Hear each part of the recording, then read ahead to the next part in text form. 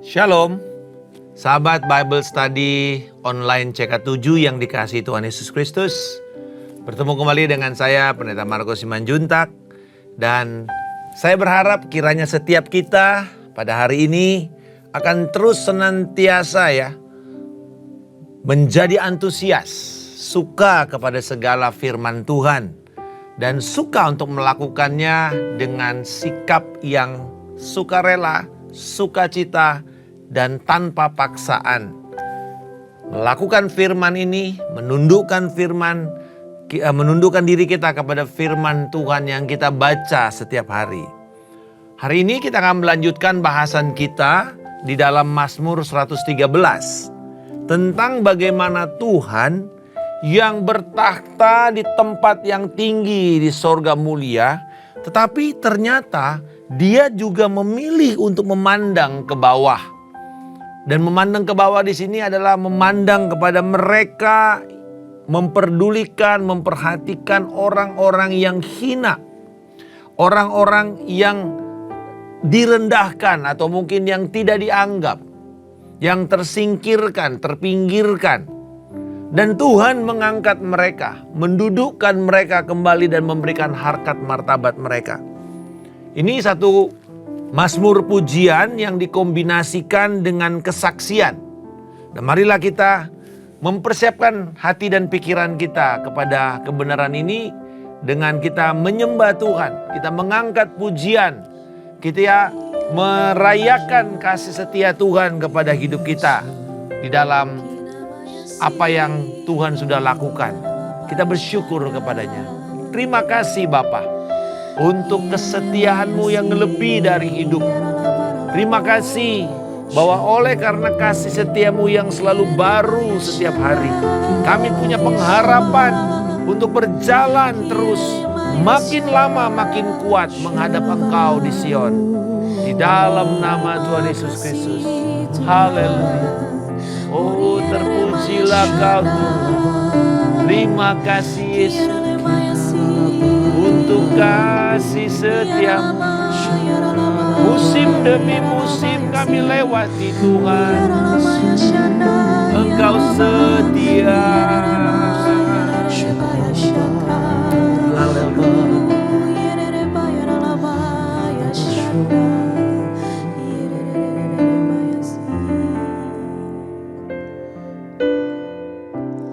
Kasih setia-Mu yang ku rasakan lebih tinggi dari langit biru.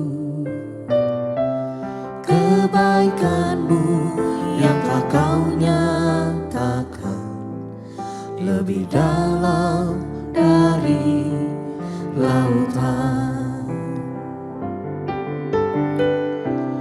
Berkat-Mu yang telah ku terima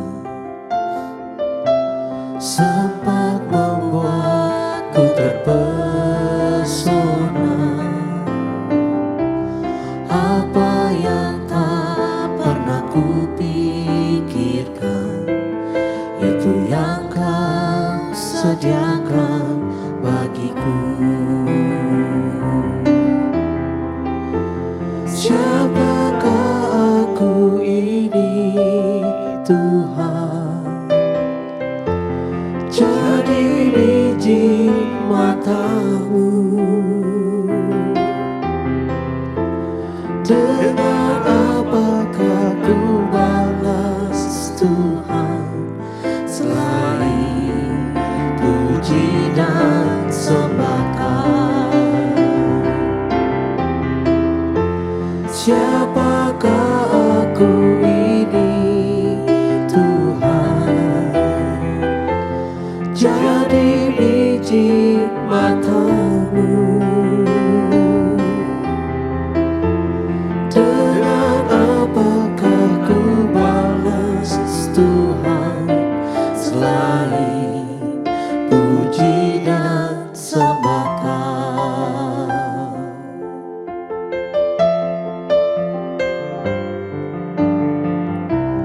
Kasih setia-Mu yang ku rasakan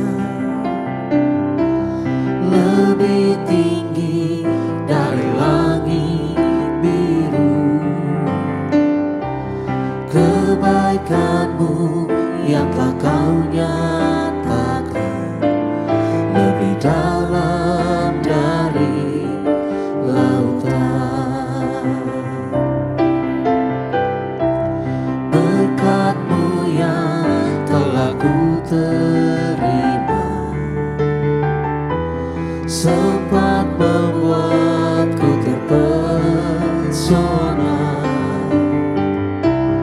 Apa yang tak pernah ku pikirkan, itu yang Kau sediakan bagiku. Siapakah aku ini, Tuhan? Jadi biji mata-Mu. Dengan apakah ku balas, Tuhan, selain puji dan sembahkan? Siapakah aku ini, Tuhan? Jadi biji mata-Mu. Dengan apakah ku balas, Tuhan, selain puji dan sembahkan? Siapakah aku ini, Tuhan? Jadi biji mata-Mu. Dengan apakah ku balas, Tuhan, selain puji dan sembahkan? Selain puji dan sembahkan, selain puji dan sembahkan. Kami puji, kami sembahkan Tuhan. Kami menyembah-Mu, Yesus Tuhan. Kami memuji-Mu, Yerebayasi, Kinabayashana, Kiyarabaya, Yerebayaso, Kiyarabayashana, Yerebayasi, Kau yang Maha Kudus, Yerebaralabayasi, Kiyarabayashana.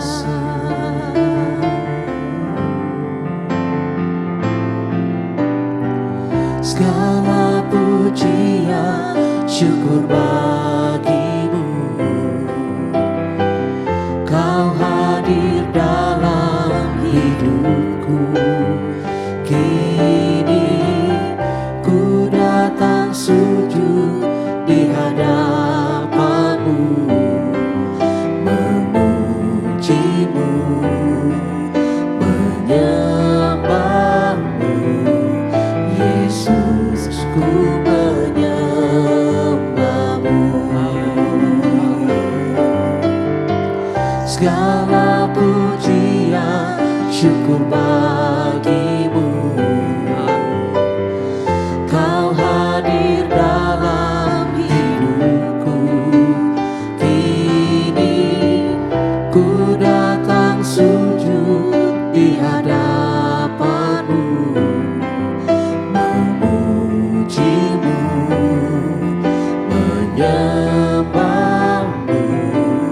Yesus, ku menyembah-Mu.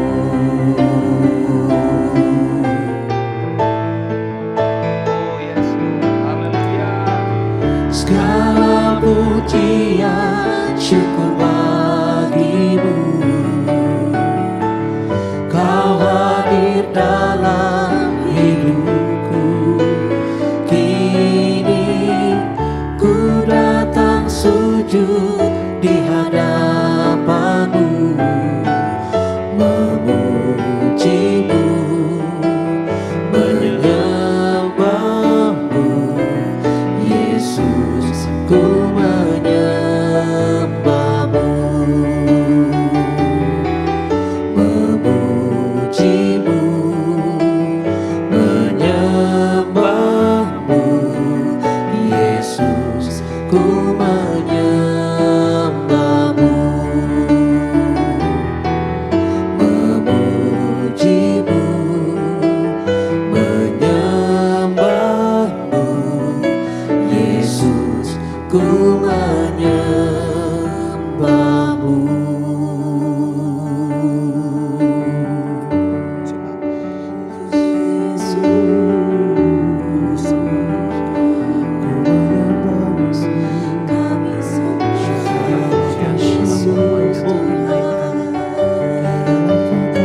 Kapan kasih setiamu yang kami nikmati dan kami rasakan setiap hari Tuhan. Terima kasih. Engkau menilik dan memperhatikan hidup kami. Tidak ada satupun rambut kami yang kau izinkan jatuh. Sehelai pun tanpa sepengetahuan dan seizin. Terima kasih. Sungguh engkau adalah Allah yang memperhatikan kami. Dan biarlah kebenaran firman-Mu hari ini semakin meneguhkan kepada kami akan Tuhan yang peduli kepada kami. Dalam nama Yesus. Amin. Saudara-saudara, Mazmur 113 ini adalah Mazmur pujian. Karena kembali lagi dimulai dengan satu seruan. Haleluya. Pujilah Yahweh. Satu pernyataan untuk memuji nama Tuhan yang begitu pribadi. Dan juga biasa di dalam Mazmur pujian ada ajakan, ada undangan, ada tantangan untuk menyembah, memuji. Di sini kita lihat dalam ayat 1b sampai 3. Pujilah hai hamba-hamba Tuhan. Pujilah nama Tuhan. Ini verba atau kata kerja yang berulang-ulang ditekankan. Jadi sebuah keadaan yang dimana kita tuh harus bersemangat, harus melakukan ini dengan intensitas gitu ya. Memuji Tuhan. Semua kalangan. Nama Tuhan dimasyurkan sekarang sampai selama-lamanya. Dari terbitnya sampai terbenamnya matahari, terpujilah nama Tuhan. Ini selain kita memuji dengan begitu rupa, penuh antusiasme, dengan segenap kekuatan kita, dengan segenap ekspresi kita. Itu sebabnya kalau kita memuji Tuhan gak bisa kayak orang mati atau kayak zombie. Tetapi kita harus hidup karena kita telah dihidupkan. Tapi juga ada ungkapan di sini mengenai waktunya. Mengenai durasinya, frekuensinya. Dikatakan dari terbit matahari sampai terbenamnya matahari. Berarti sama kalau kita nanti temukan ya, pagi atau siang dan malam, gelap dan terang. Itu bukan sebuah kontras, tetapi sebuah kontinuitas. Berarti dari pagi sampai petang, dari matahari terbit sampai matahari terbenam sampai terbit lagi. Dikatakan terpujilah nama Tuhan. Berarti saudara, kita itu harus memuji senantiasa. Menceritakan apa yang Tuhan lakukan kepada umatnya. Yang menarik dalam Mazmur ini, bahwa karya Tuhan yang dinyatakan di dalam Mazmur ini bukan sebagai Allah yang menciptakan alam semesta. Bukan sebagai Allah yang membebaskan Israel. Tetapi Mazmur ini menggambarkan karya Tuhan sehari-hari terhadap orang atau manusia yang hina, yang miskin. Mereka begitu diperhatikan Tuhan. Mereka begitu dipedulikan Tuhan sampai ditutup dengan perempuan-perempuan yang mandul pun akan menikmati sebagai ibu dan membesarkan anak-anak mereka. Ini orang-orang yang tidak terhormat, saudara. Orang miskin itu tidak terhormat. Karena dikatakan dalam Amsal ya, kalaupun kamu bijak tapi kamu miskin, orang hikmat orang miskin tidak didengar. Jadi di sini bicara miskin ini nanti kita akan jelaskan betapa hinanya mereka. Yang kedua, perempuan mandul. Itu bagi orang Israel itu sudah begitu parah. Bagi perempuan mandul, makanya mereka punya model, seruan, doa bagi mereka yang mandul. Mereka berdoa, kita lihat bagaimana Hana berdoa. Dia mengacu kepada ibu Israel yang mandul. Lalu kemudian Tuhan berkati. Bahkan Elizabeth mengacu kepada nyanyian dari ibu Israel yang mandul. Dalam hari ini Lea yang lama mendapatkan anak untuk kemudian dia bisa bersuka cita. Saudara-saudara, jeritan perempuan yang tidak bisa melahirkan itu merupakan sama dengan jeritan orang miskin yang terhina. Tidak ada harga diri mereka. Ini luar biasa. Tuhan menilik mereka.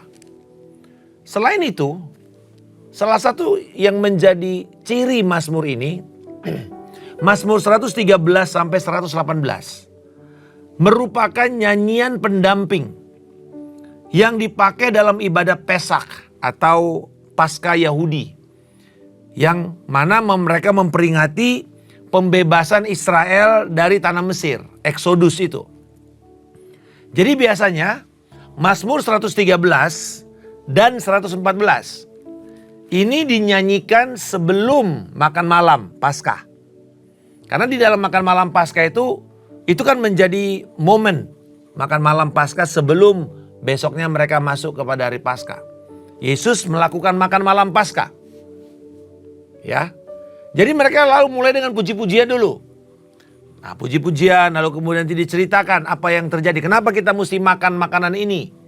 Kenapa mesti ada sayur pahit? Kenapa mesti ada telur? Kenapa mesti ada paha dari domba? Apa yang gak boleh dimakan dalam bagian paha itu? Lalu kenapa ada roti yang tidak beragi? Kenapa apa semua itu yang menjadi menunya mereka? Lalu disitulah orang tua menceritakan kepada anaknya bagaimana Yahweh membebaskan mereka dari perbudakan Mesir. Nanti kemudian setelah selesai makan malam Paskah, mereka memuji lagi. Nah itu nanti pakai Mazmur 115 sampai 118 setelah makan malam Paskah.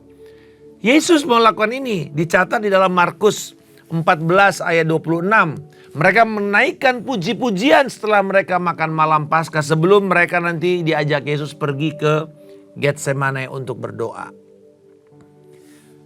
Jadi di dalam mengingat kebaikan Tuhan, bayangkan orang Israel di Goshen, itu mereka terhina. Keluaran mengatakan begini, pekerjaan mereka itu memahitkan hidup mereka. Itu alasan kemudian Tuhan memerdekakan mereka. Tuhan membuat mereka menjerit, mereka berdoa. Dan jeritan mereka itu didengar oleh Tuhan. Dan Tuhan membangkitkan seorang pembebas yaitu Musa. Tapi lebih dari itu, Tuhan memberikan malaikatnya membebaskan bangsa Israel dengan membunuh semua anak-anak sulung itu.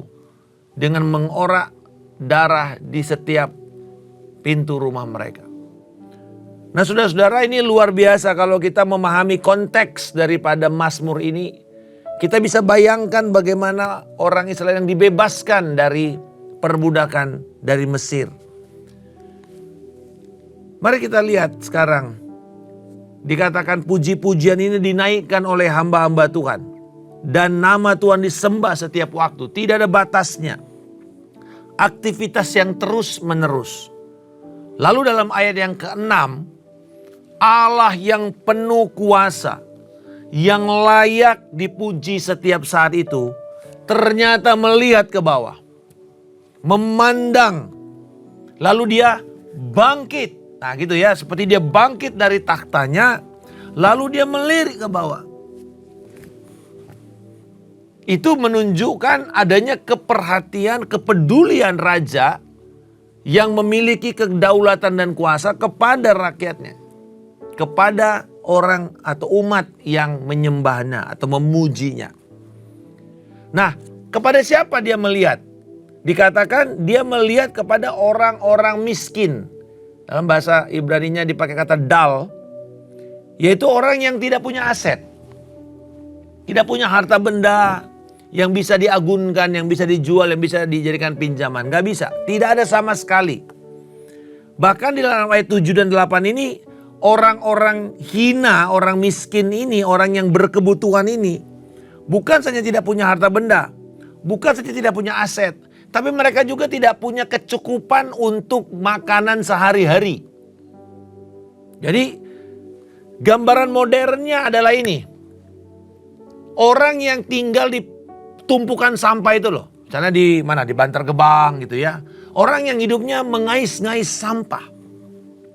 Kami pernah punya pelayanan yang ada di daerah Cilincing itu. Ya, di dekat tumpukan sampah.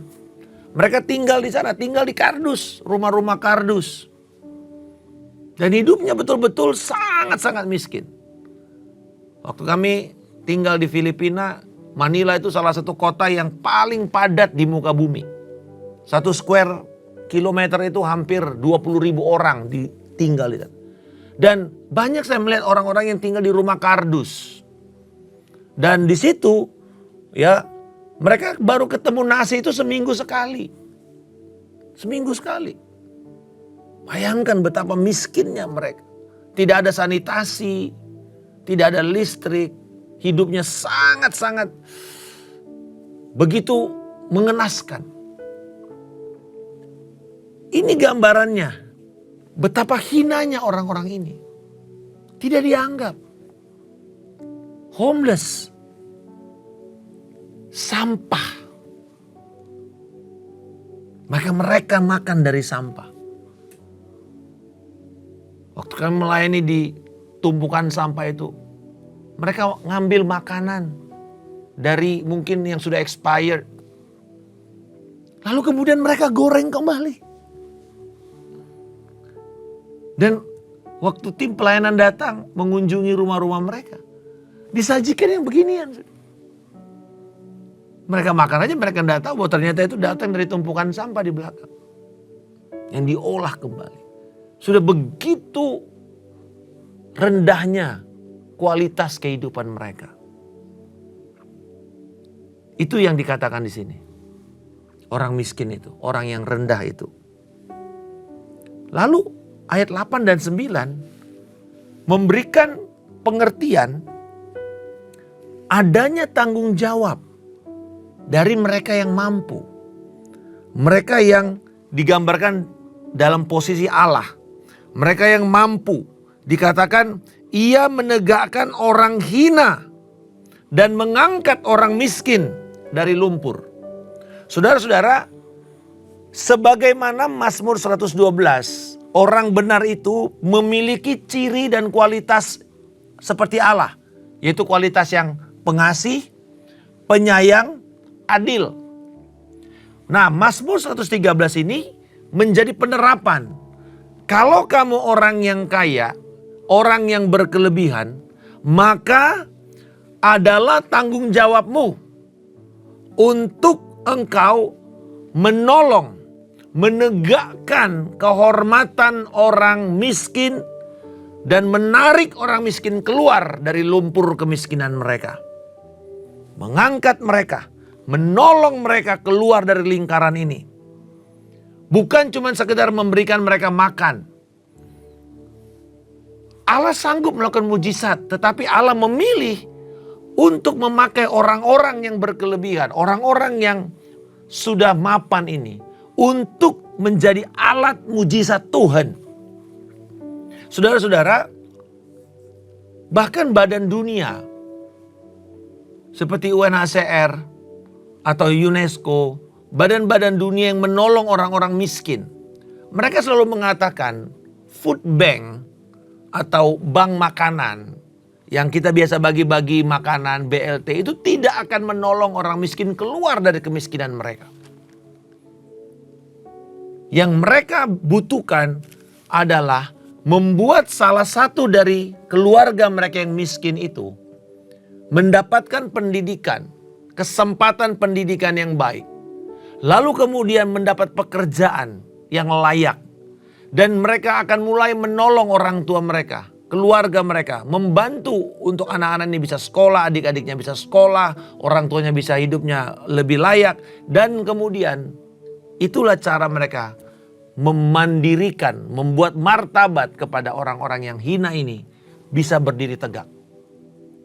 Itu sebabnya program seperti orang tua asuh, foster parents, untuk mendidik atau mungkin sekolah yang dibiayain oleh komunitas atau pengusaha, perusahaan dan kemudian mendidik mereka lalu kemudian memberikan mereka kesempatan bekerja. Ini luar biasa. Begitulah cara firman Tuhan menolong orang-orang miskin ini. Bukan cuma sekedar dikasih bantuan terus, tetapi mereka dibuat untuk mandiri. Dan ini ditunjukkan di dalam jemaat mula-mula Kisah Rasul 2 ayat 41 sampai 47. Di mana orang-orang kaya, orang-orang yang memiliki properti dikatakan menjual harta mereka, membagi-bagikannya kepada orang miskin di dalam komunitas gereja yang baru saja mulai. Baru 3.000 orang bertobat. Dan banyak mereka ini karena kekristenan mereka di dalam Ibrani pasal yang ke-10 dikatakan orang-orang ini dimiskinkan oleh keadaan sekeliling mereka. Ditutup, tidak boleh dapat akses pekerjaan. Bayangkan ini orang yang baru bertobat tiba-tiba dipecat. Tiba-tiba dibilang, oh kamu bukan lagi orang, kamu udah murtad dari agama Yahudi sebelumnya. Lalu mereka tidak punya pekerjaan. Tidak bisa makan. Nah disinilah dikatakan orang-orang dalam komunitas itu menolong satu sama lain. Untuk memberdayakan mereka. Untuk membuat kehidupan mereka bisa bertahan. Dan apa mujizat Tuhan? Alkitab berkata, tiap hari Tuhan menambahkan kepada mereka bilangan orang-orang ini. Tuhan menambahkan jumlah mereka. Lalu bukan cuma itu. Mereka disukai oleh banyak orang. Disukai. Itu mujizat saudara. Artinya martabat mereka itu naik. Kehormatan mereka itu naik. Ini perlu dilakukan oleh gereja Tuhan. Menolong orang miskin, mengangkat mereka keluar dari kemiskinan. Mungkin kita beasiswakan mereka satu orang lalu keluar dari situ dan dia bisa kembali lagi menolong orang tuanya. Saudara-saudara, apa yang dilakukan oleh orang mampu kepada orang-orang miskin dan hina adalah dengan memulihkan harkat, martabat, kehormatan mereka. Bukan sekedar memberikan mereka kebutuhan makanan atau kebutuhan dasar. Dikatakan di dalam ayat ini, orang-orang hina itu setelah mereka ditegakkan, mereka duduk bersama para bangsawan dan pemuka bangsa. Coba bayangkan, orang yang sebelumnya tinggal di sampah, tidak dianggap. Sekarang dia bisa duduk sama-sama dengan kepala tegak, tanpa merasa minder, dan dia tahu bahwa dia ini memiliki martabat, dia bekerja, dia bukan cuma ngemis, dia nggak cuma sekedar mengadahkan tangannya untuk dapat bantuan.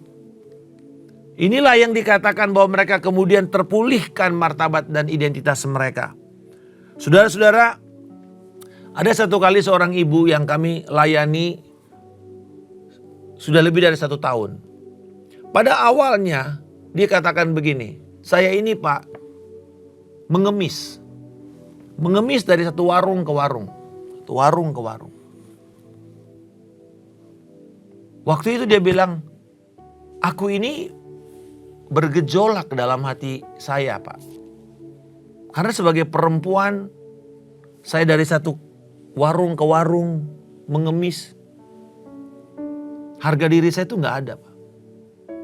Mungkin sedikit lebih tinggi aja daripada, mohon maaf, PSK ya.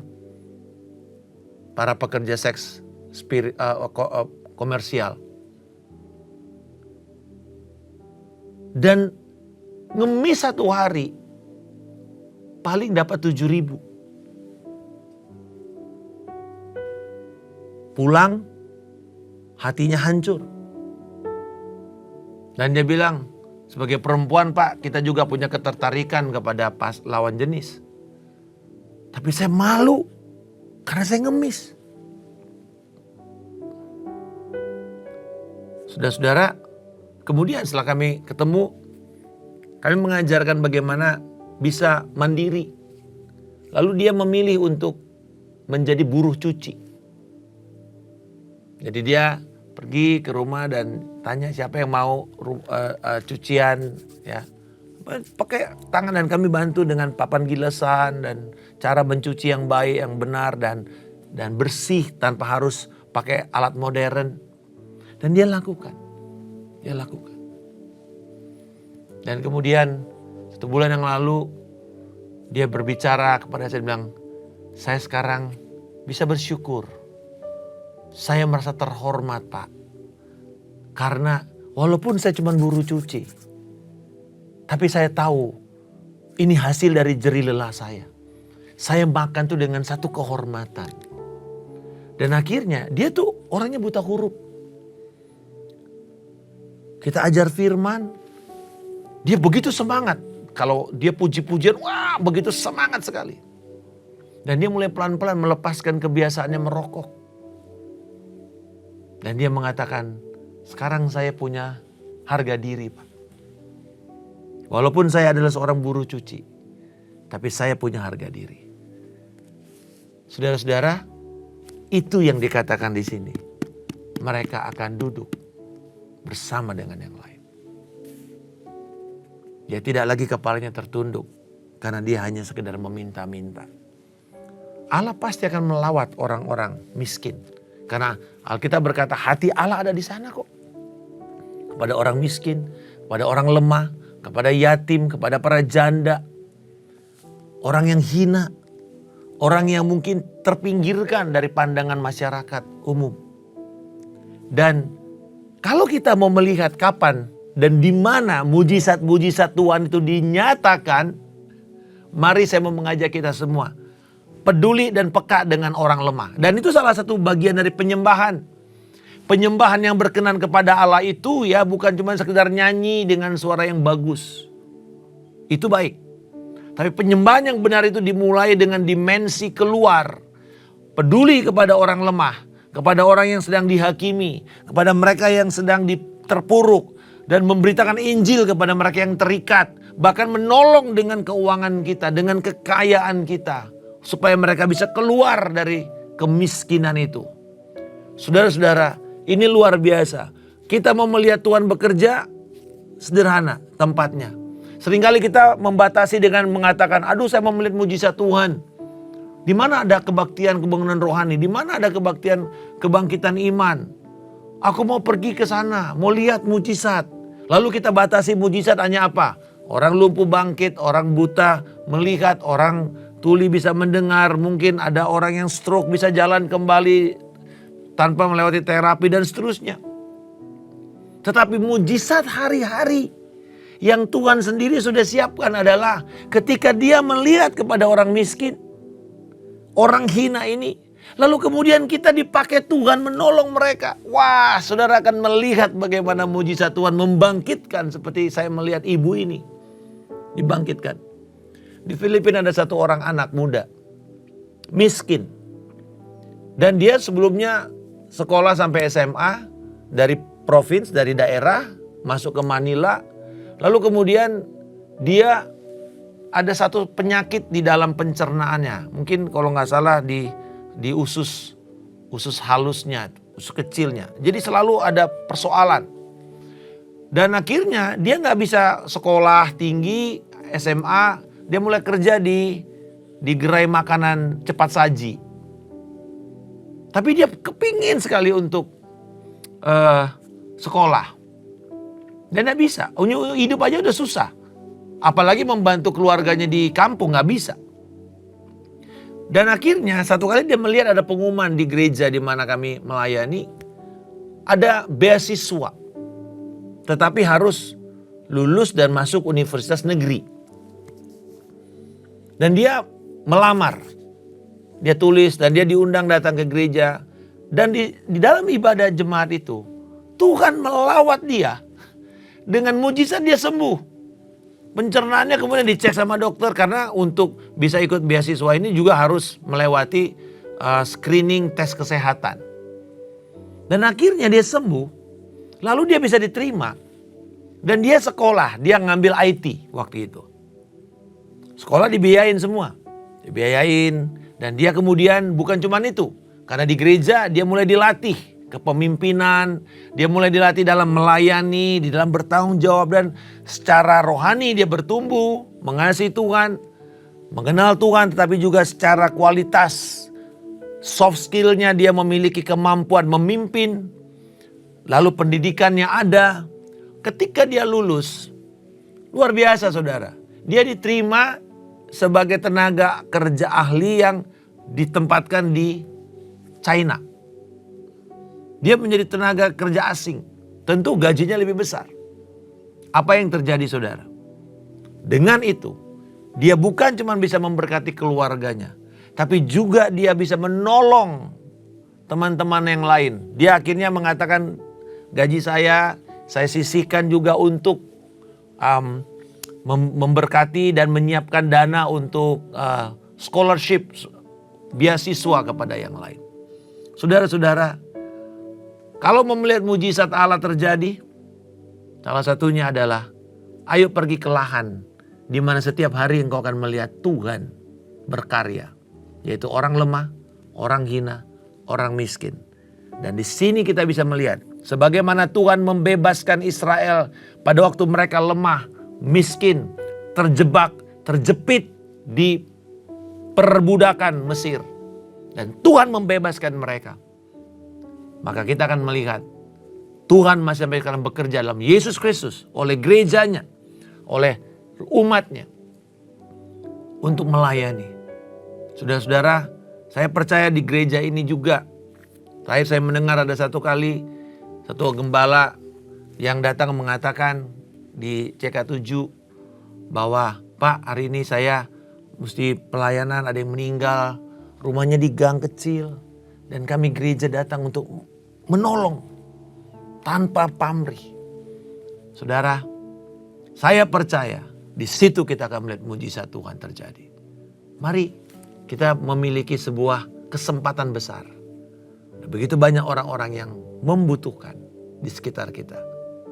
Dan kita sebagai penyembah yang benar, yang menyembah dalam roh dan kebenaran, biarlah kita juga mulai menjangkau dengan tangan, mengulurkan tangan kasih Kristus ini kepada mereka. Saya berdoa supaya kita membuka hati kita, membuka mata kita, melihat sekeliling, membuka tangan dan kaki kita, untuk kita bisa bergerak, berjalan, membantu mereka. Terima kasih Bapa. Biarlah kiranya kebenaran firman ini menuntun kami untuk melihat sebagaimana Allah melihat orang yang lemah, hina, yang miskin, untuk ditolong dan dibangkitkan dan mereka bisa berdiri tegak, memiliki kehormatan. Kiranya Engkau memberkati kami Tuhan berlimpah-limpah dan kasih karunia-Mu menyertai kami. Di dalam nama Bapa, Anak dan Roh Kudus, di dalam nama Tuhan Yesus Kristus kami telah berdoa dan mengucap syukur. Haleluya. Amin. Tuhan Yesus memberkati. Sampai bertemu esok hari. Shalom.